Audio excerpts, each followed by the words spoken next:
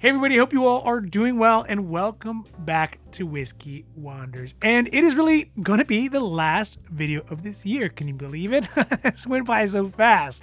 But we thought what we would do is a recap of some of the best bottles all around in the, let's call it the unlimited class that we picked up all year. So not just at Costco, but really worldwide, not just a Total Wine, but you know, when we went to Europe or we had them shipped in, we got them from Japan, all over the place, the best bottles possible. We're going to put them in here for 2023. And of course, these are just the best bottles in our opinion. I'd love to hear what you all think about them as well. And I'm not just saying that they're all going to be Pappies. I mean, they're all going to be Pappies. There's Pappies. But they're not all going to be Pappies. And I think that there might even be some that rival Pappy as the best bottle. Now, before we get to the video, if you like these videos, if you like the Wonders, if you like the hauls, if you like the reviews, the unbottlings, the unboxings, and really all the amazing stuff that we got cooking up for you, obviously, please don't forget to like and subscribe because it really does help the channel grow, and we are so thankful. We got to 2,000 this year. It's amazing.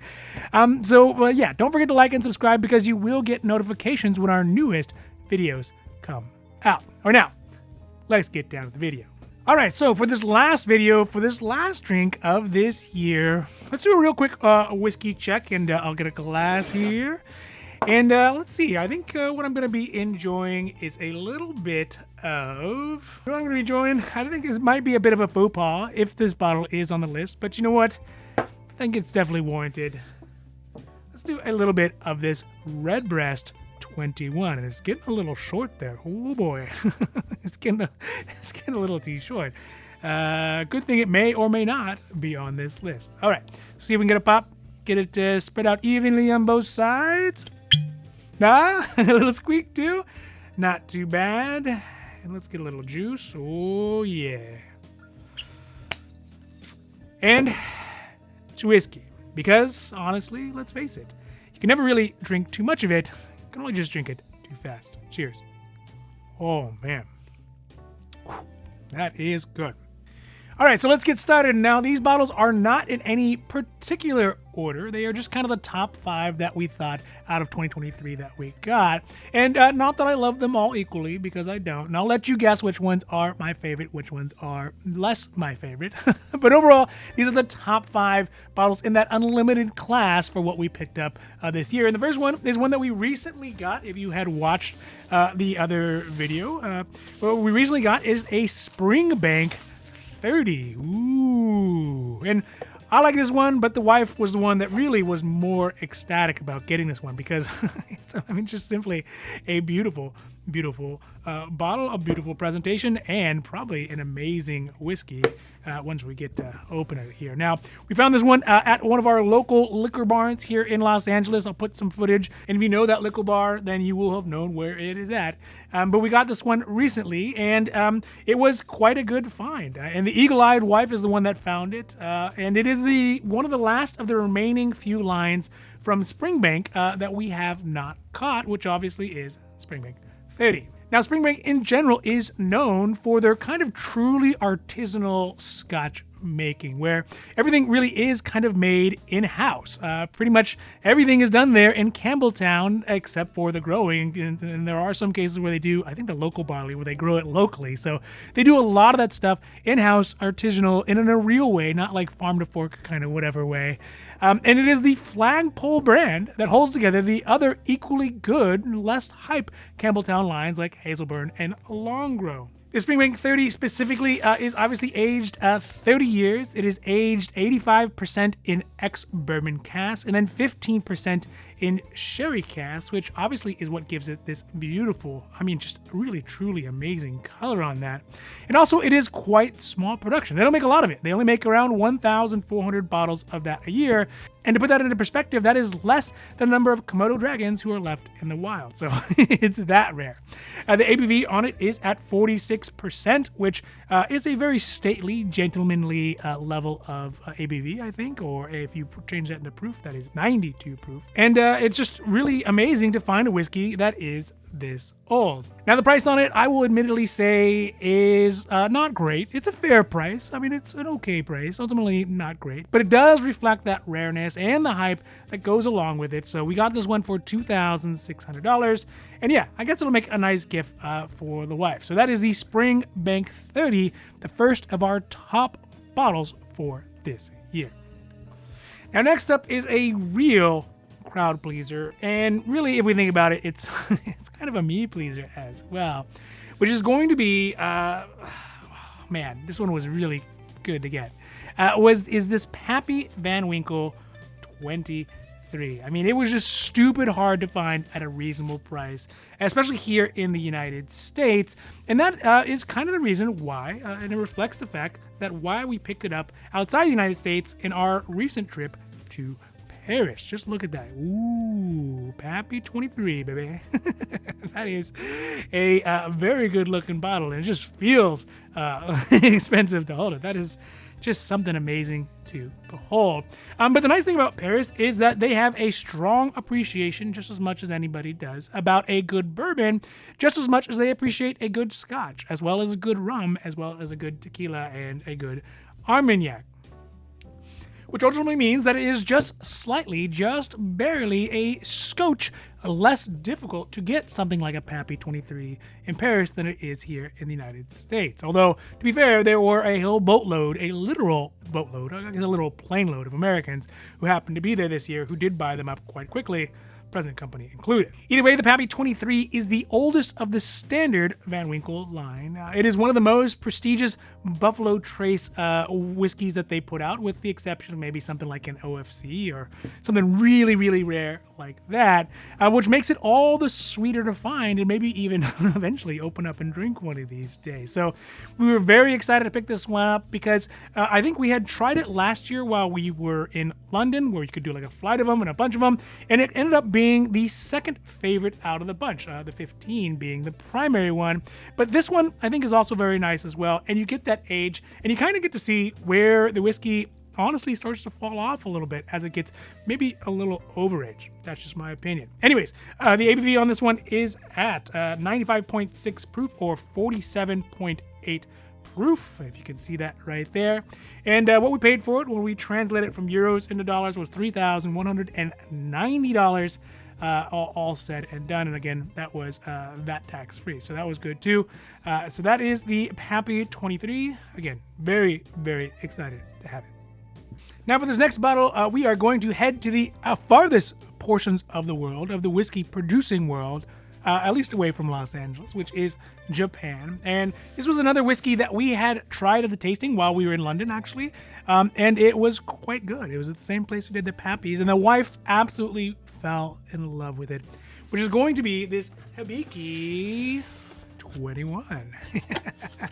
I mean, it is the normal standard Hibiki 21. It is not the 100th anniversary like a lot of folks see out there and got released this year. And perhaps maybe even the reason why we were able to get this whiskey relatively easy, actually quite easy, is probably because of the fact that there was a competitor itself, the Hibiki 21 100th anniversary. But this one we did get at the Total Wine here in Los Angeles, and it was no fuss, no mess. We didn't have to schmooze any shopkeepers or anything. They just simply had it online. We bought it, and it showed up, and we showed up, and we got it. So nothing too crazy about that.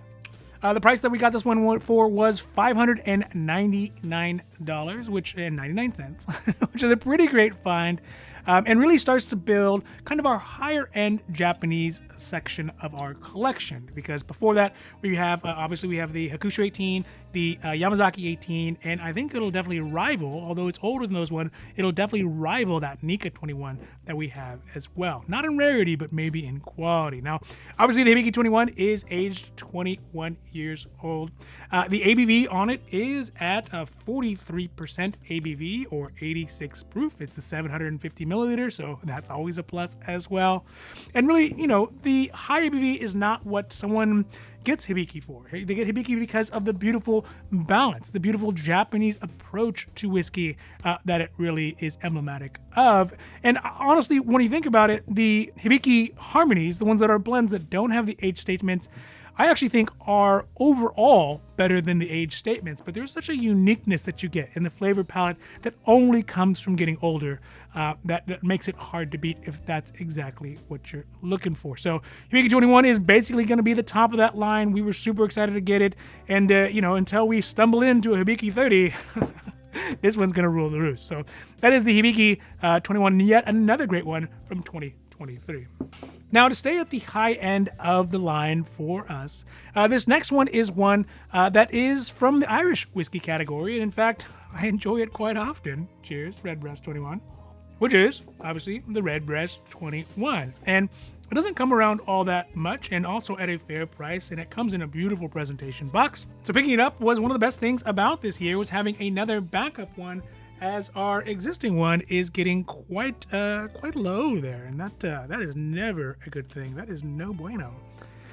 So we picked up this Redbreast 21. We got this one from a Costco, I believe, and the price on it was $205. And Redbreast as a whole, the lower lines are all very good, and those are the ones that I definitely fell in love with, and likely because they are all available at Costco at one point or another throughout the year.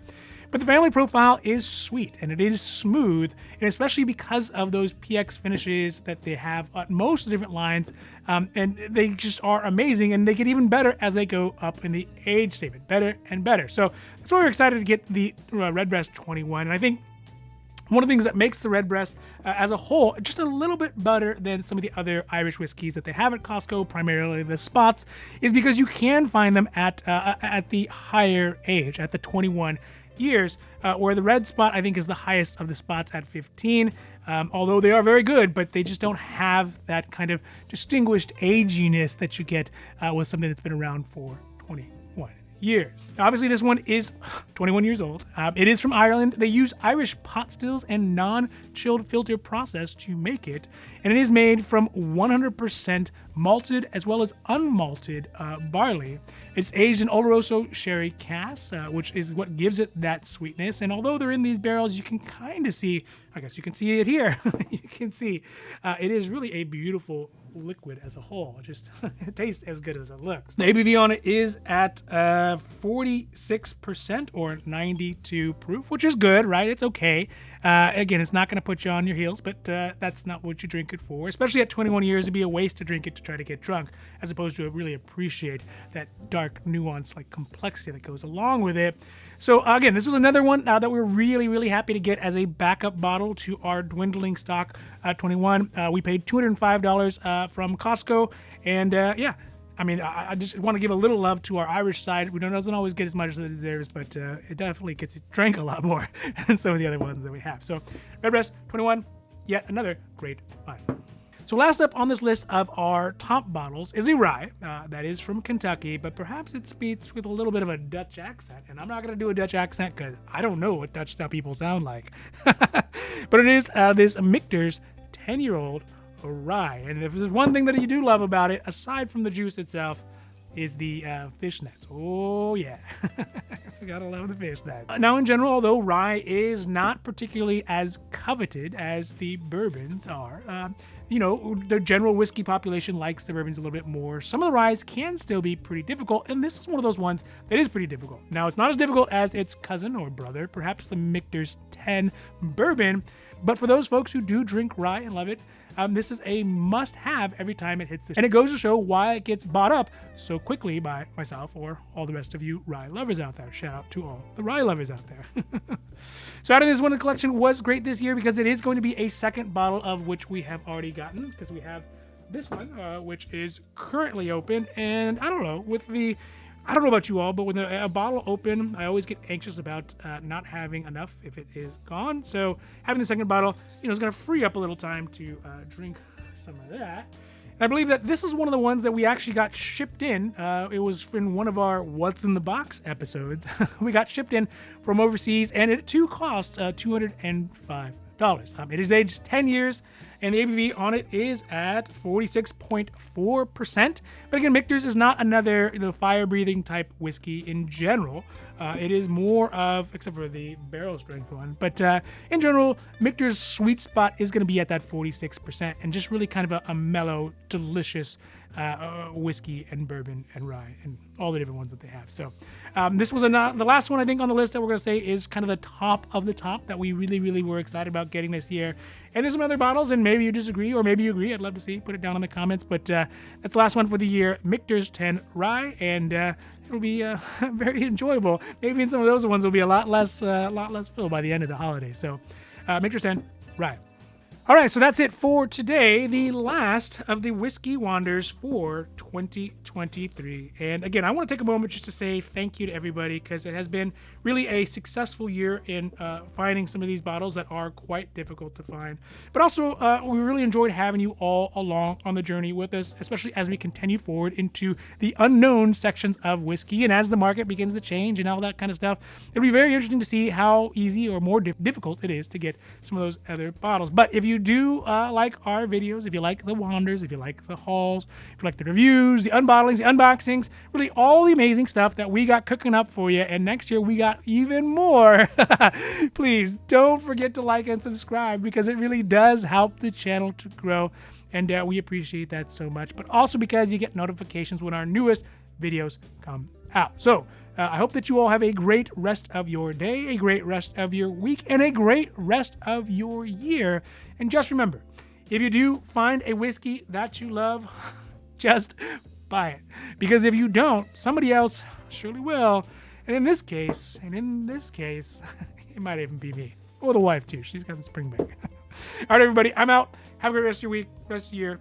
Adios. Cheers.